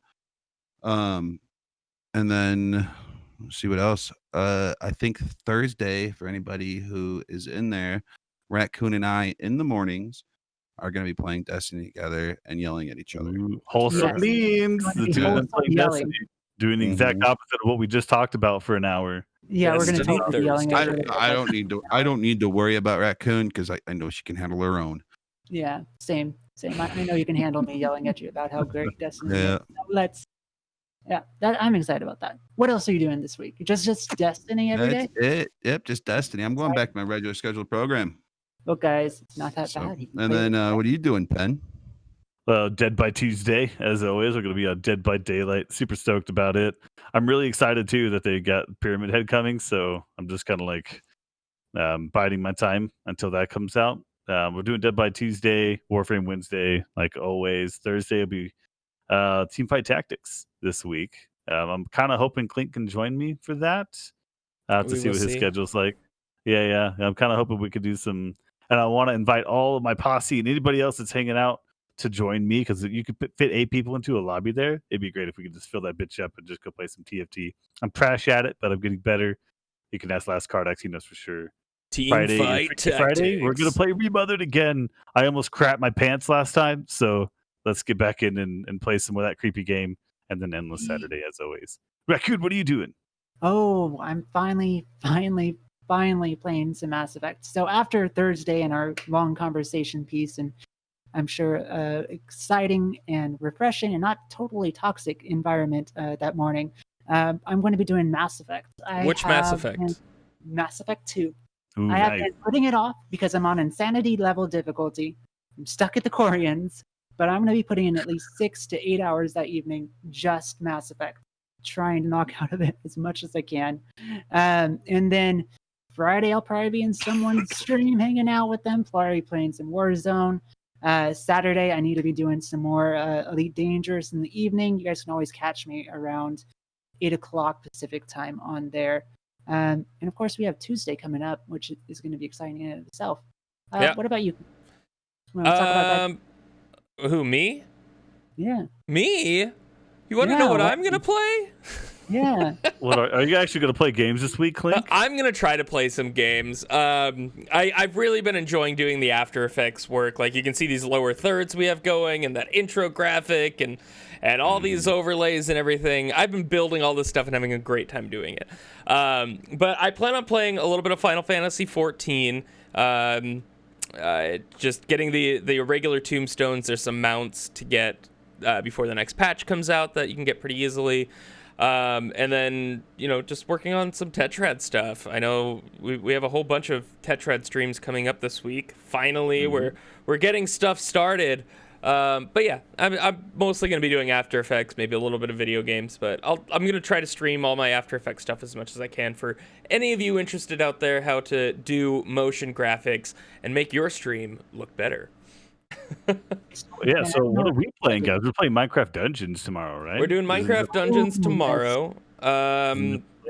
Wednesday, are you doing anything on Wednesday? You and Grenade or anything? I don't know what that looked like, but I know Thursday. Thursday, yeah. Thursday morning, it's gonna be Grenade and Raccoon. Thursday evening, it'll probably be me and Pen playing TFT. And yeah, we're working on our schedule, so make sure you guys stay tuned, and we'll keep you guys updated as to what our schedule is going to look like each and every week, because we want content on this channel all the time, because we know you guys enjoy watching it. We love bringing that content to all of you. All right, guys, let's see your questions. Start firing those off in chat. Q&A time. Q&A. Attack of the Q&A. What do we I know got? there's nothing. I know Samthrax was looking like he had some questions. Doof is in there. Yeah. Mama Jen probably has some And stuff. yes, Zay, I will be on Destiny all day tomorrow, man. Yeah. Mm-hmm. I'm gonna have a long, long day tomorrow. I know what I'm doing after work. Well, I've I'm seen- playing with you guys, but then outside of that. Are there any questions in here? I don't know. It looks like our chat's pretty quiet She right put now. hearts. I'll counter with green face. My opinion on The Last of Us 2 is I'm pretty pissed off that the shit got leaked. Man, that's a I'm sorry. The question is, what are you guys' opinion on The Last of Us 2? If you guys don't know, the storyline got leaked because Did there it was really? one- Yep. Yep. One of the guys that was there was pretty pissed off, so he leaked the storyline. I am pissed off about it too, because anybody who's a gamer, and I'm pretty sure we can all agree on this, versus like this podcast where we don't everybody agree on anything. Last of Us 2 is one of the most Last of Us is one of the most phenomenal stories ever. And for Oh yeah, the story was fact, great. the fact that somebody wanted to be a dick and ruin it, that person needs to be beat. Well, I haven't read anything about it yet, and I plan on not trying to find those spoilers. So stay off of Reddit. I ran across Yeah, him on Reddit and Facebook. 4chan. Ooh. Yep, it's all I'm gonna go over it. look for it after this stream. Yep. Doof had a question here. Why are gamers consistently their own worst enemy, but then blame the developers for the problems that they caused for themselves? A lot of reasons. Kind of like what we were talking about. Well, that time we can talk investment, I think, about is the number one, right? Like Yep. they have all this time invested, so they're unwilling to give up on it. I've held on to games before, like Elite Dangerous. There was a time when like I was forcing myself to log in, even though I'd kind of done it all. I'd made triple elite. I'd done all this stuff on Xbox. I didn't really know what to do, and I just had to eventually just kind of let it go. I was burned out on it, but I was bitching about it. I bitched to Mhm. Perky at parties sometimes. Like, oh man, I wish there was something to do, and I wish it was more like Eve. And I was being a fucking idiot. I was my own worst enemy, and it wasn't their fault. They're But bringing that's us also content. It's hindsight. just taking time, That's I think hindsight, though. that's all hindsight. But during the time, it's because of the time investment, right? But at I the same felt point- entitled to more content. At the same point in time, dude, if you can switch gamers and devs, then that sentence around. The You devs could. are consistently screwing the community over as well. Because, Sometimes they just want money. devs are screwing sometimes the devs are their own worst enemies too. You're right. Mhm. I think Apex Legends is a great example of that. How? I feel like Apex. Remember that event that when they frickin' said that it's a free game, so they're gonna do whatever they want? Do you remember that? I don't even remember that at It all. went off like crazy. One of the major game developers said it. I know that when they launched that game, it was fucking genius because Yeah. they kept the way saying they that launched it. Respawn was gonna make a new game and everything like that, and everybody in the world's like, "Oh God, another fucking Titanfall," which everybody's stoked for. And then they get online, you got a totally free game. It's downloadable now. It's a BR. Anybody got in there and started playing it, and it killed Fortnite for a couple weeks. But I know at the beginning of that, they were paying a lot of people to play that game, which it didn't have. It when Apex first launched, it didn't have organic growth. It had like a for skyrocket. growth. Yeah, Mhm. it paid for growth. But after a while, it started having organic growth. But you see where it's at now, though, is it's kind of leveled out. I mean, obviously they went to another season, so they're doing It has its something right. niche, right? It has its players. I did like the Halloween event. That was a really fun event. I played that last Halloween. What else It we was got in great. the chat here? I think Jen, Samurai CD is- Projekt Red is probably the only dev working more for their players than any other dev. Yeah. but they take care CD of Projekt themselves Red too. is CD Yeah. Projekt Red is a good developer. Yep. No. Those guys actually put their Oh. game on hold for it to be Raccoon right. has a Wait counterpoint. a second, guys. They have a toxic work environment that's crazy bad. The people at the top They know how to do. make a game, but they're really bad to their actual developers inside of it. And you don't want to support that. Where, type of shit. where did you get that information though? I can It's all grab over the it. place. It's I've all read over. about it too. Yeah. Well, I it's feel that like- crunch mentality It's that crunch time, yeah, right? yeah. Mhm. It's the crunch Yeah, mentality. I feel like hours a week. I feel like That's a stuff whole like other that. topic. Yeah, I feel like stuff with that is just it's Mhm. all hearsay. We don't know what's actually going on there. Somebody could be super sensitive and done something wrong. I mean, news can have its own spin. At that point in time, I'd rather be there to understand what's going on. Have you guys ever seen Avatar: The Last Airbender? Yes. Shut up, Proto. I Watched think it yesterday. everything with eyes. If you have eyes, I think my cat has seen it Right. twice. Like I'm pretty sure. Wait, Doof the has a movie or the counterpoint show? though. We have the firebender, we have the airbender, earthbender, water. The show, I yes. Yeah, the Show show, was of good. course, the show. Yeah. The show is good. Not the movie. I The like movie the is show. trash. There's no good thing about that Alright. movie. Yes, All right, not so- the So movie. the only thing that matters. That's a good question. Doesn't have to be So- just about games, guys. Hit us up, movies, comic Yeah. books. Ask us your questions, your burning questions. I was so excited about the Xbox One original specs, but everyone complained that the console got heavily nerfed. Imagine the world would be to take away all the limits and can be stored with a measly disk. I agree. Well, I isn't that absolutely- what That Google's would- trying to do with Stadia? Right? Yeah. Like turn any screen into a console with cloud Yeah. gaming. And Stadia is not the only one doing it. You got fucking Nvidia that just launched theirs, and then you got Xbox that has their own too. So Mm. Xbox is good. Stadia is good. I paid for Stadia. It's Mhm. good. These things are way better than expected. You just have to have solid Yep. internet connection. So, Matt, yeah, so- it's better than advertised. I like how it works for a lot of the games I play, but not if I was going to play a Warzone or a competitive one. That's where it falls apart. Yeah. The latency just Is there- it's inherent to the process? You what just can't. games have you played on that, Raccoon? Destiny 2 mostly. Destiny Is there 2. lag? Do you feel like lag? In fact, it runs faster than Destiny on the PC. It loads up faster. Yeah, Destiny. No, I'm talking about like gameplay though. Like when you're shooting, like pull the trigger. Does it feel like it's like? I haven't played PvP because I'm not an idiot, but no. I played Assassin's Creed Odyssey on Stadia beta, and it wasn't that bad. Like there was some pixelation here and there, but I mean it was very responsive controller. I felt like I could play the game, but obviously, I had it already installed on my computer in 4K. It's like, well, what am I going to do? Playing 1080 or playing 4K? But I tested it, and it was not half bad. Now, I've heard worse reviews about it now, but I really didn't mind it. GeForce is another one. NVIDIA, I know we brought it up just a second ago. I played a few games on it. I can't remember any off the top of my head. I've tried a few games on that. I think it was like GTA or something like that, and it was good. It was not great because I tested it out during the early beta period, but I feel like cloud gaming is something that people need to look more and more into. It's a great cloud. And with 5G coming out on mobile, I feel like things are going to start moving more that direction. Yeah, I mean, honestly, that's kind of where I feel like Microsoft is going to be ahead of the game. They've, instead of like investing in their consoles heavily like PlayStation has or PC companies have, they've been investing more into a network and a huge thing down the road. So I feel like once like 5G happens and internet speeds are super good, I think Microsoft is just going to start dominating everything. Unless you have Spectrum, and then your internet's going to die. You're screwed. Unless you have Spectrum. So Samathrax Zero asked, why can we never have a good H.P. Lovecraft movie? Now, I respond back to you, Samathrax Zero. Have you watched Color Out of Space? Don't say it. Don't say it. Don't say it. Don't. I need to watch that show so bad. Color Out of Space was a fantastic movie. I loved it. It was awesome. Man, did you not like it, Grenade? I don't know, man. Like it was so weird and out there. It was perfect.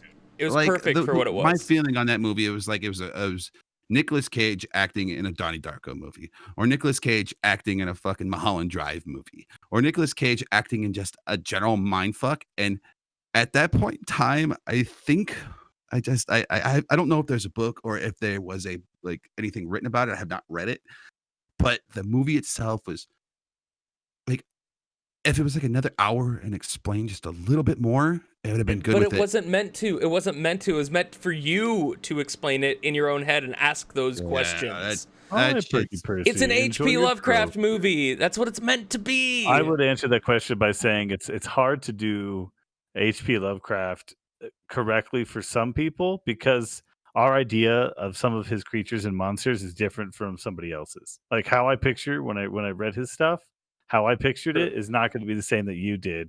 And sometimes with him, he's a little interpretive. So I got creeped out by certain things that other people didn't in his work. And I think that's where the inherent difficulty is, because you might make one that I thoroughly love and that creeped me out and that hit me in the right spots, but maybe Grenade thought differently about those monsters. He had different ideas, so now he felt like they weren't being true to the material. I've never been, believe it or not, I'm not a big monster fan. That whole movie, when we were watching it, there was monsters in it and shit happening, but the whole time I'm going, why the fuck is he losing his mind? Is he acting like his dad, or is he just losing his fucking mind? He was totally acting like his dad. That was the whole thing. He was becoming his father. Like, I don't know, man. There was a lot to read into that movie. I loved it. So many questions. Trove good. I love that question. Trove being good is up to you, because the game itself, it runs at 60 frames per second. Like, it's made well, it plays well, but it's up to you because it's a creative game. So if you're depending on what you want to build in your cornerstone, if you want to build a big giant hub with your friends on like a clan hub kind of situation, like if that's fun for you, then Trove is fun. Or you can just dungeon crawl the whole time if you want. Try the different classes. So it's made well, but whether or not you like it is up to whether or not it hits that. Speaking of Trove, I booted up Defiance the other day. Tryon Worlds, the creator of Trove. Creator Trove, right? I couldn't even do anything in that game. I tried so hard. You couldn't even do anything. I love that game and I love the TV show, but like I was so glitchy. It's been just the bastard child in the corner for so long that it's just degraded. It's so sad. To answer the question, why would anyone turn themselves into a pickle? The answer to that question is to avoid family therapy. That Yep. would be That is true. 100%. my response And to maybe that. fight some rats. And And fight maybe some go rats. fight some rats. Yep. You could do I that think without that's going to be technical good for the Q&A then. I think we've... Yeah, Yeah, nobody's technical setting this up. I mean, Jen and Doof Yeah. got it. If you look at that, Jen's about to go to bed. It's 1 a.m. We have done way longer than We have done way anticipated. longer than we intended. Hey, thank you all so much for joining us here on Tetrad TV. This has been an amazing episode 2. Make sure you join us next week for episode 3, which I believe is what is our episode 3 title for next week? Popcorn Cinema versus the Blockbuster. That's right. Popcorn Cinema versus the Blockbuster. Make sure you join us for that next week, Monday at 8 p.m. Pacific. We're going to have a great time. I hope all of you enjoyed it. I had a good time tonight. How about all of you? Phenomenal. Phenomenal. Always amazing. Always amazing. Pirate walks in the bar. He's got a steering wheel on his belt buckle. Guy asks why. He's like, it's driving me nuts. Oh my god. And with that, we are signing off. Geez. Thanks all so much for joining us. We'll see you next Monday here for Tetrad TV weekly podcast. And of course, throughout the week on twitch.tv/Tetrad TV.